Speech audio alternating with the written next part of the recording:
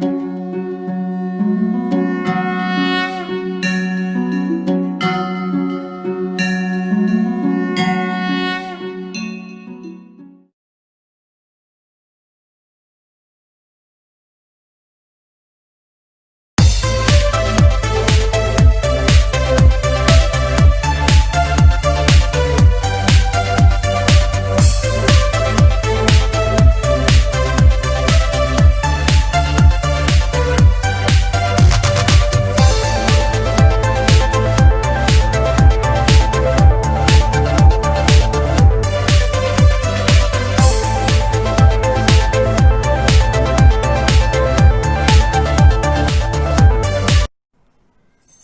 Friends, good morning everybody.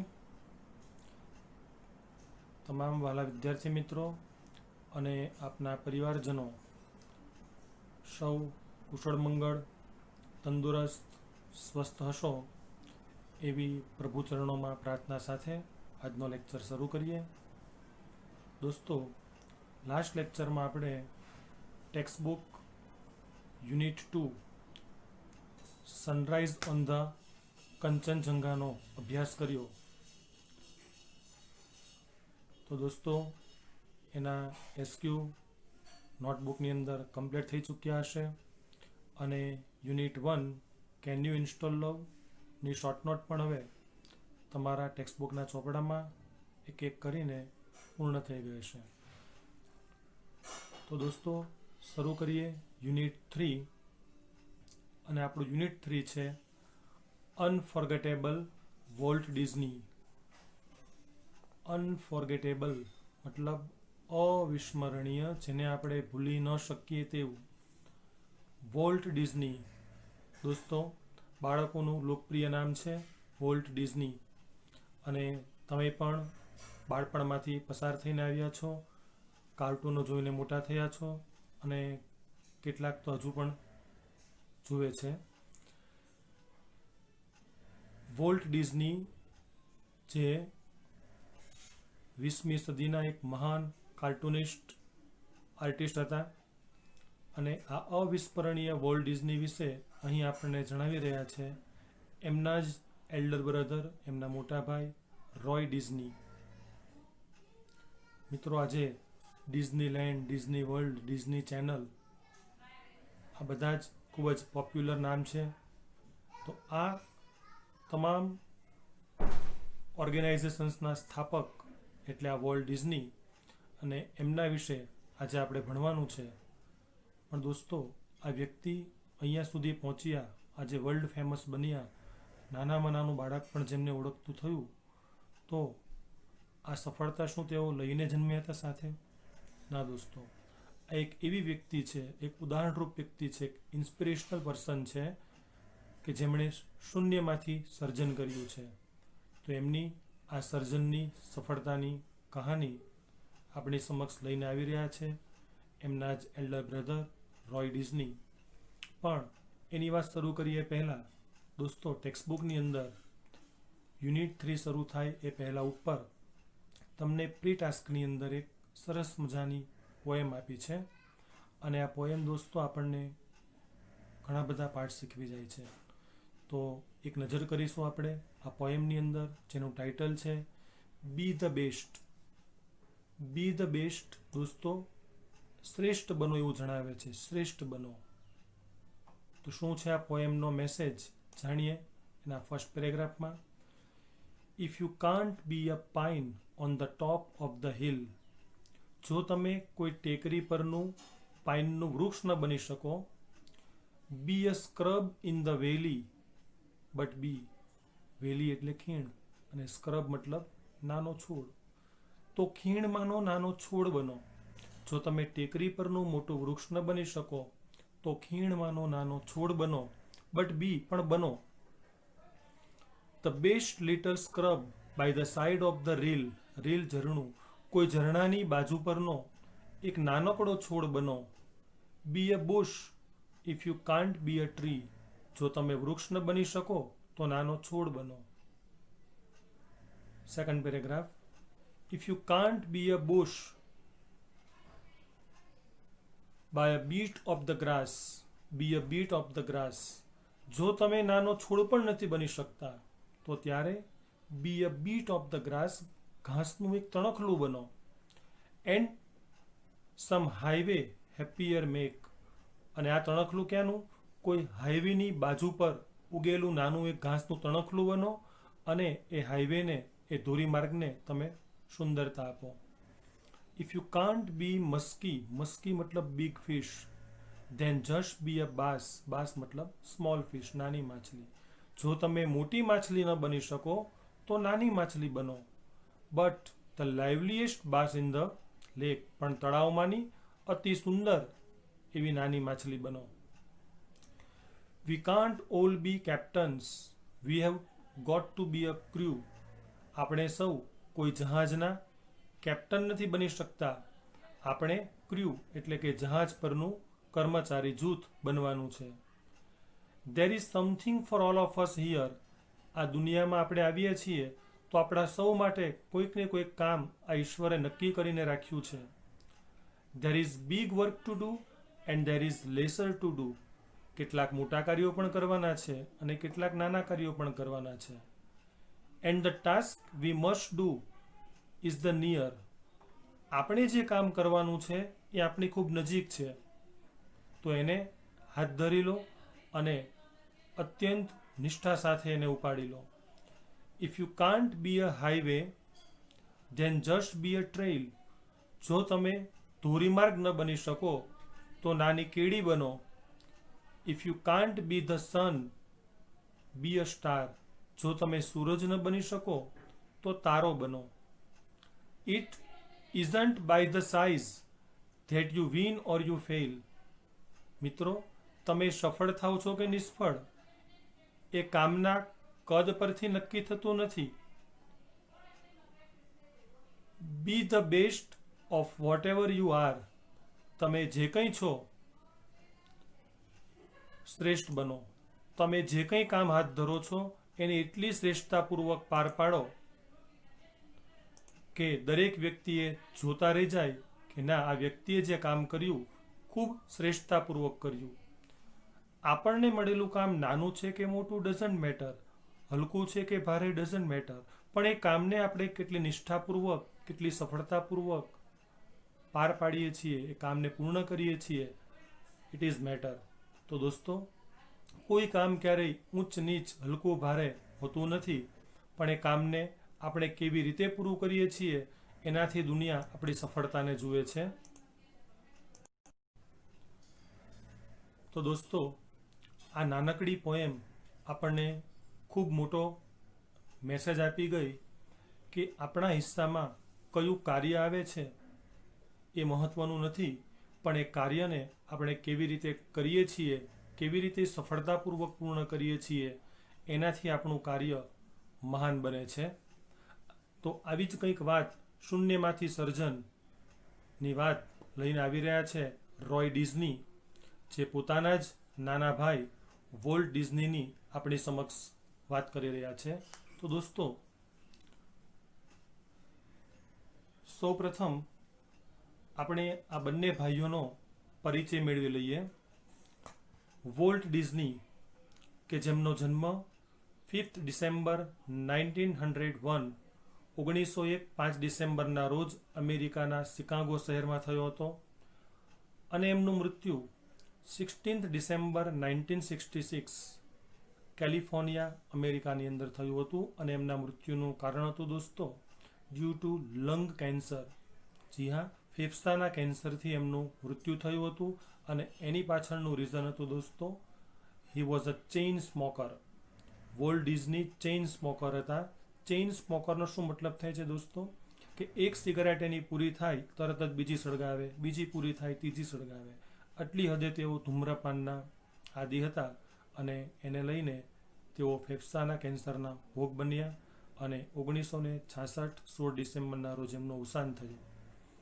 એમના જ મોટા ભાઈ રોય ડિઝની, કે જેઓ અહીંયા આપણને વોલ્ટ ડિઝની વિશે જાણકારી આપવાના છે. આ રોય ડિઝનીનો જન્મ 24 જૂન 1893ના રોજ અમેરિકાના શિકાગોની અંદર થયો હતો અને એમનું મૃત્યુ 20 ડિસેમ્બર 1971 અમેરિકાના કેલિફોર્નિયામાં થયું હતું. દોસ્તો, journey of Walt Disney success. જો વોલ્ટ ડિઝનીની સફળતાની જે સફર છે, યાત્રા છે, એને આપણે શોર્ટમાં રજૂ કરીએ તો 1922ની અંદર 1901માં જન્મેલા વોલ્ટ ડિઝની 1922 એટલે કે માત્ર 21 વર્ષની ઉંમરે he tried his luck in Hollywood. 1922માં એમણે હોલીવુડમાં પોતાનું નસીબ અજમાવવાનો પ્રયત્ન કર્યો, પણ કમનસીબે તેમને એમાં નિષ્ફળતા મળી.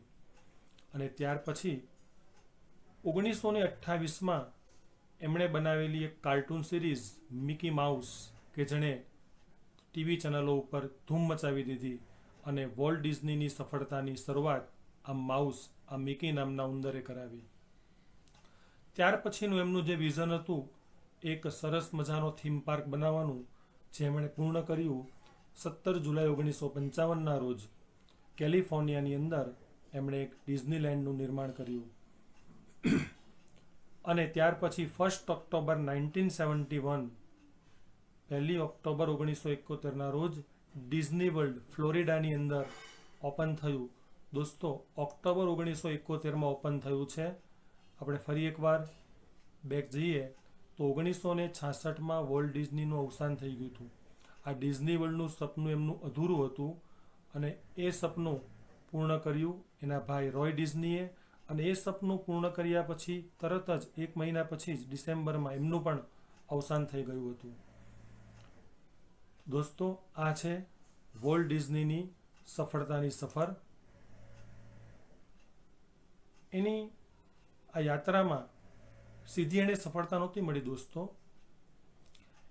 એલિસ કાર્ટૂન જેમનું નિષ્ફળ ગયું હતું, ગુફી, ડોનાલ્ડ ડક, ઓસ્વાલ્ડ, આ તમામ કાર્ટૂન સિરીઝ એની નિષ્ફળ ગઈ હતી દોસ્તો. આવી ઘણી બધી નિષ્ફળ કાર્ટૂન શ્રેણીઓ બનાવ્યા પછી 1928માં એમણે હાથ ધરેલા project Mickey Mouse, the most successful cartoon series, એની લાઈફની સૌથી સફળ કોઈ કાર્ટૂન શ્રેણી હોય તો એ હતી મિકી માઉસ. અને એમાંથી એમણે અઢળક કમાણી કરી, અને પછી એનું પોતાના જ ફિલ્ડમાં ઇન્વેસ્ટ કરીને એમણે પોતાના કાર્યક્ષેત્રને ખૂબ વિશાળ બનાવ્યું. દોસ્તો, 1955 17 જુલાઈના રોજ એમણે ખુલ્લું મૂકેલું ડિઝનીલેન્ડ, જે કેલિફોર્નિયાની અંદર હાલની તકે પણ કાર્યરત છે. અને 1971માં એમણે બનાવેલ થીમ પાર્ક ડિઝની વર્લ્ડ.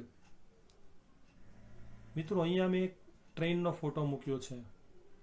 નાનપણથી જ વોલ્ટ ડિઝનીને ટ્રેન પ્રત્યે ખૂબ જ પ્રેમ હતો. તો એમણે બનાવેલા ડિઝનીલેન્ડની અંદર, એમના ગેટની અંદર જ, એન્ટ્રન્સ પાસે જ એમણે એક જૂના જમાનાની ટ્રેનનું એન્જિન ત્યાં મૂક્યું છે. એમની ટ્રેન પ્રત્યેની આ અનહદ અટેચમેન્ટ રજૂ કરે છે.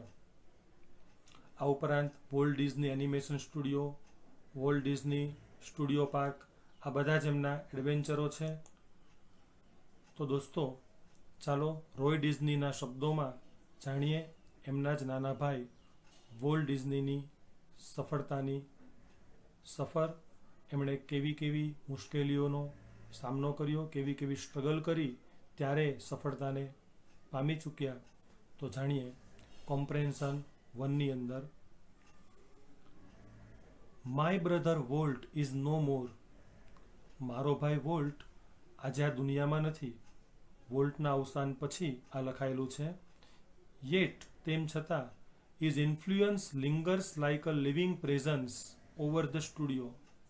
ઇન્ફ્લુઅન્સ, પાવર, અસર કે પ્રભાવ, અને લિંગર, સ્ટે કે રિમેઇન, જીવંત રહેવું. છતાં આજે પણ સ્ટુડિયોની અંદર એની હાજરી, એનો પ્રભાવ, એની અસર જીવંત છે.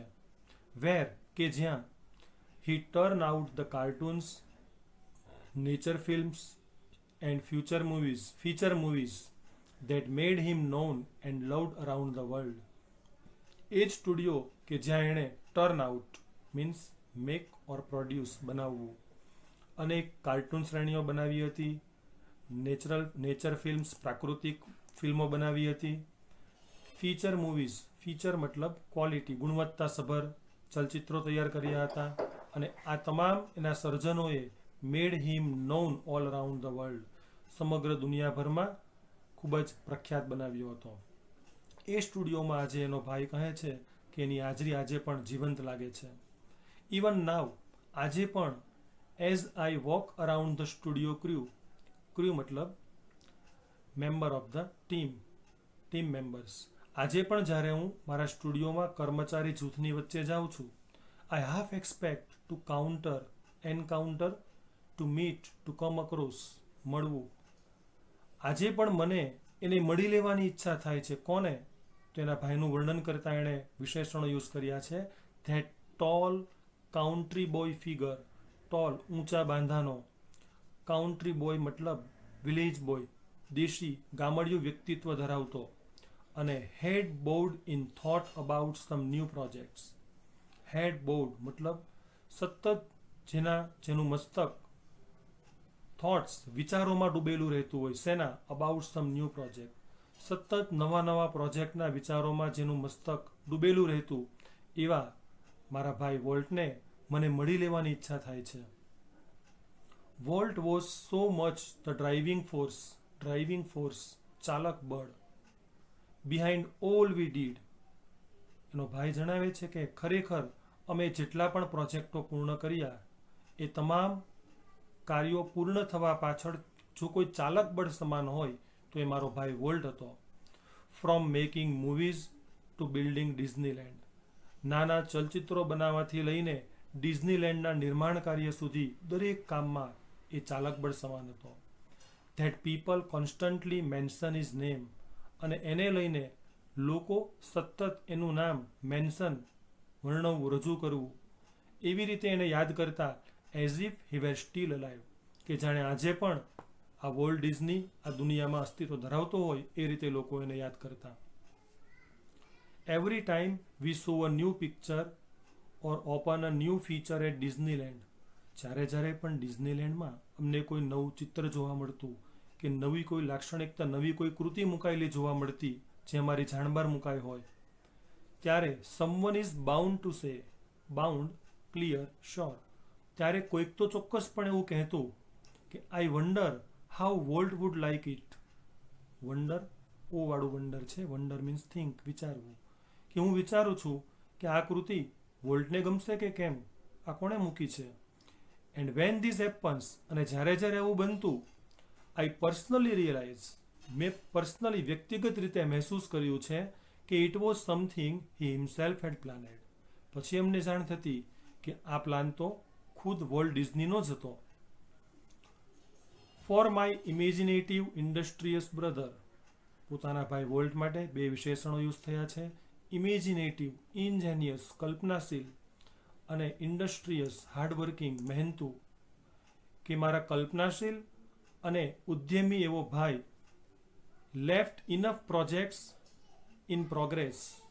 એ જ્યારે મૃત્યુ પામ્યો ત્યારે ઘણા બધા પ્રોજેક્ટ અધૂરા છોડી ગયો. To keep the rest of us busy for many years. એવા હેતુથી કે એના ગયા પછી ઘણા વર્ષો સુધી અમે સૌ કાર્યરત રહીએ, અમારા માટે ઘણા બધા પ્રોજેક્ટ અધૂરા છોડતો ગયો હતો. Walt was a complex man. By nature, સ્વભાવની જો વાત કરીએ ને તો આ વોલ્ટ એક કોમ્પ્લેક્સ મેન હતો. કોમ્પ્લેક્સ કયા અર્થમાં છે દોસ્તો? અહીંયા ડિફિકલ્ટ ટુ અન્ડરસ્ટેન્ડ, જેના વ્યક્તિત્વને આસાનીથી કોઈ સમજી ન શકે તેવું અઘરો વ્યક્તિ હતો. અને એની પર્સનાલિટી સામેની અલગ વ્યક્તિ સામે અલગ હતી. એની વાત કરીએ to the writers, producers and animators, જેની સાથે એને કામ લેવાનું હતું, લેખકો, પ્રોડ્યુસરો, નિર્માતાઓ, અને એનિમેટર્સ, એનિમેશન તૈયાર કરનારાઓ. વુ વર્ક વિથ હિમ, જેની સાથે કામ કરતા હતા, એમના માટે he was a genius, means brilliant, એક અત્યંત પ્રતિભાશાળી વ્યક્તિ હતો. Who had an extraordinary ability, કે જેની પાસે એક અદ્ભુત ક્ષમતા હતી. શેની? To add an extra stroke. Stroke મતલબ ફિલિપ, સ્ટિમ્યુલેશન, જોમ, જોશ કે જુસ્સો.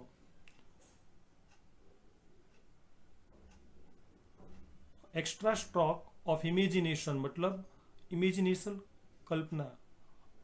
કલ્પના બળ. શેમાં? તો to any story or idea. પોતે જે કંઈ સ્ટોરી કે વિચારો ઉપર કામ કરી રહ્યા હોય એમાં વધારાનું કલ્પના બળ ઉમેરી શકે તેવી અદ્ભુત ક્ષમતા એ ધરાવતો હતો. To the millions of people, એના દર્શકોની વાત કરીએ કે એમના મનમાં વોલ્ટનું ચિત્ર કેવું હતું.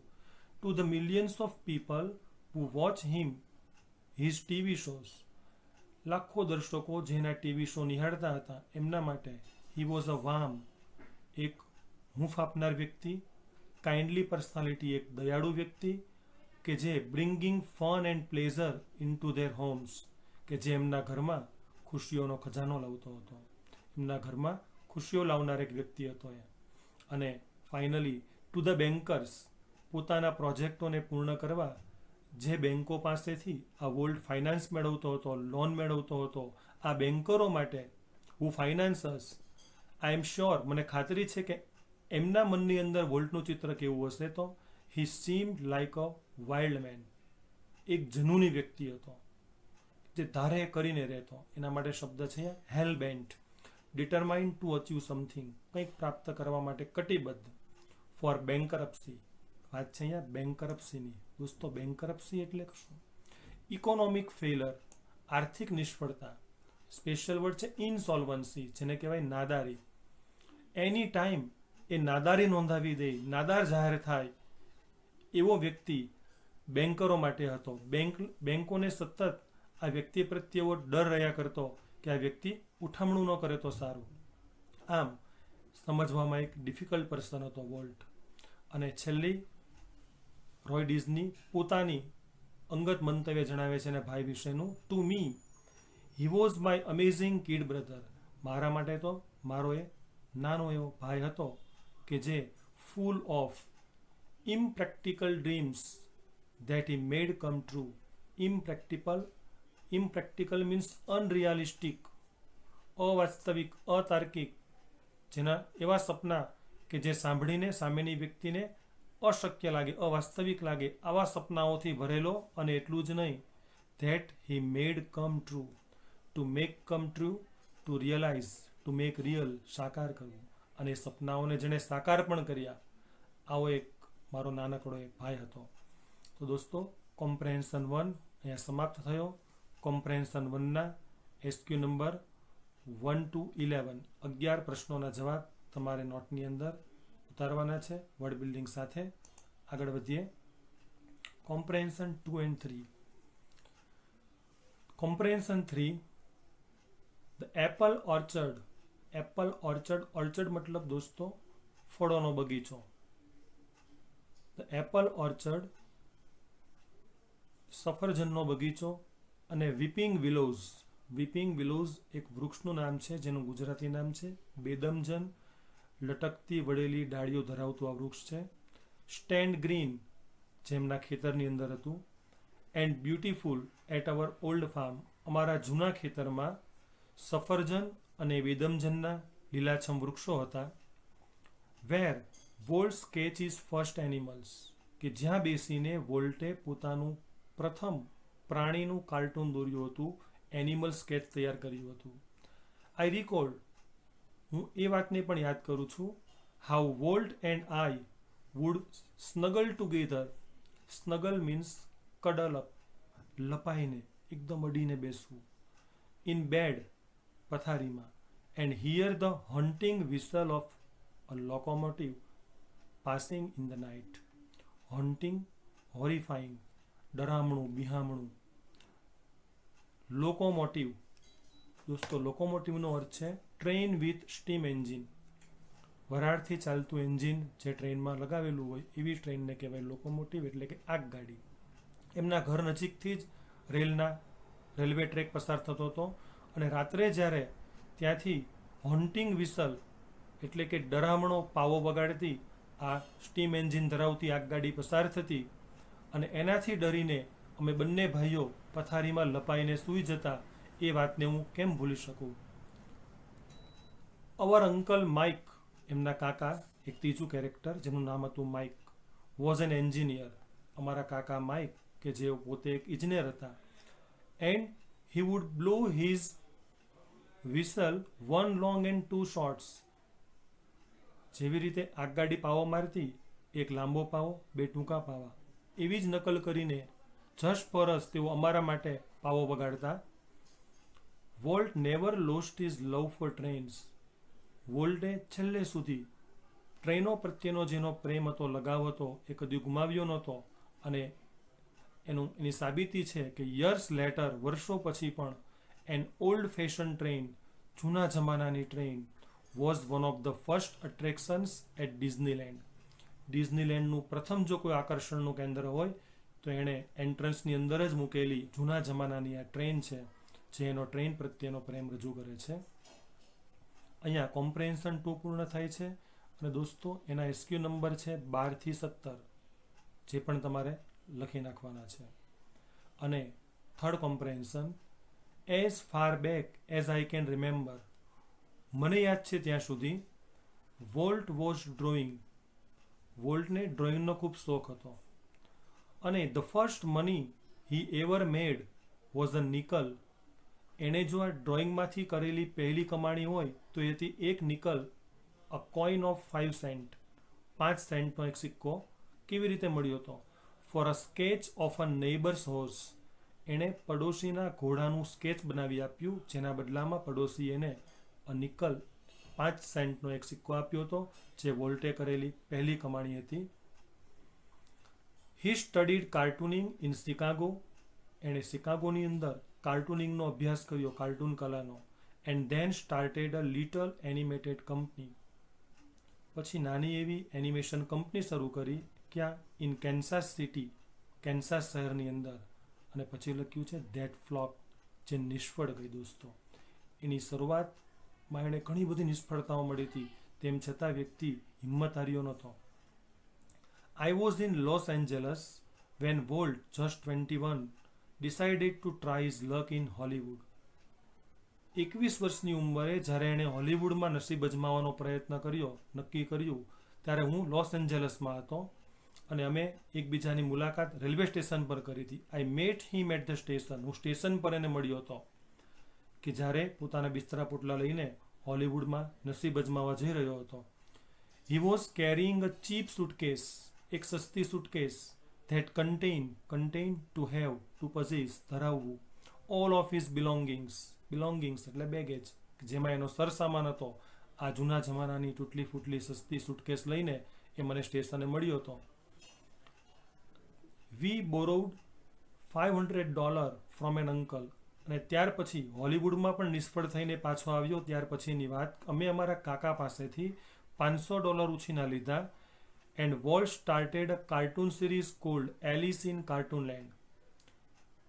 વોલ્ટે એની પહેલી કાર્ટૂન શ્રેણી શરૂ કરી, એલિસ ઇન કાર્ટૂનલેન્ડ, જે આપણે આગળ ફોટો જોયો હતો.